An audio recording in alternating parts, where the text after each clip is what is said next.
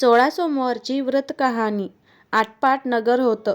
त्या नगरात एक महादेवाचं देऊळ होतं. एके दिवशी शिवपार्वती फिरता फिरता त्या देवळात आली. सारी पाठ खेळू लागली. डाव कोणी जिंकला असं पार्वतीनं गुरुवाला विचारलं. तेव्हा त्यानं शंकराचं नाव सांगितलं.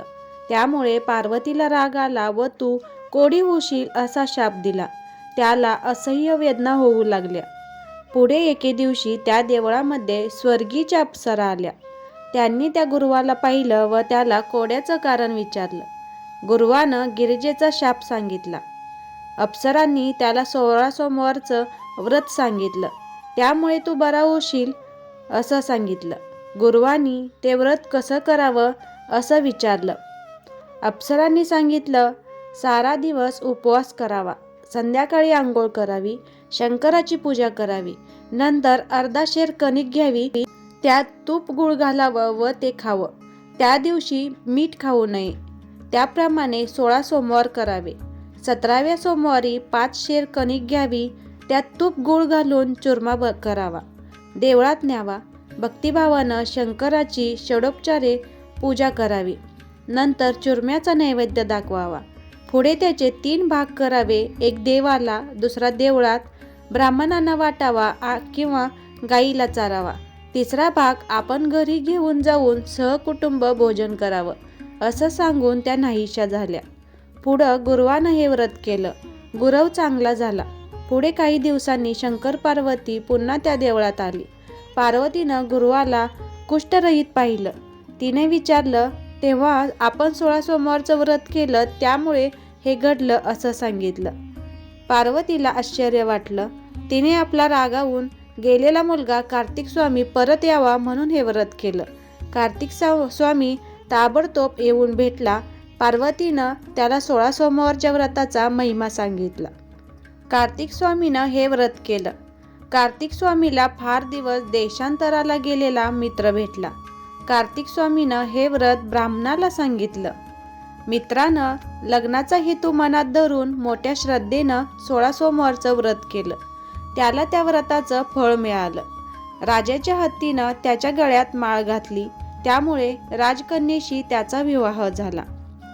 पुढं राजकन्येने त्याला विचारलं, मी आपणास कोणत्या पुण्यानं प्राप्त झाले?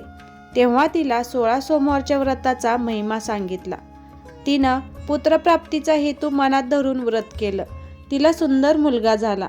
तो मोठा झाल्यावर त्यानं आईला विचारलं, मी कोणत्या पुण्यानं तुला प्राप्त झालो? तिने त्याला व्रताचा महिमा सांगितला. त्यानं राज्यप्राप्तीची इच्छा मनात धरून ते व्रत केलं. एका नगरात आला असता तेथील राजाने आपली मुलगी व राज्यही दिलं. इतकं होत आहे तो ब्राह्मणाचा 17वा सोमवार आला. ब्राह्मणपुत्र देवळात गेला. घरी बायकोला 5 शेर कणकीचा चुरमा पाठवून दे म्हणून निरोप दिला. राणीला आपला मोठेपणा लक्षात आला. चुरम्याला लोक हसतील म्हणून एका तबकात 500 रुपये भरून पाठवून दिले. चुरमा वेळेवर आला नाही, व्रतभंग झाला म्हणून देवीला राग आला. त्यानं राजाला दृष्टांत दिला, राणीला घरात ठेवशील तर राज्याला मुकशील, दारिद्र्यानं पिडशील.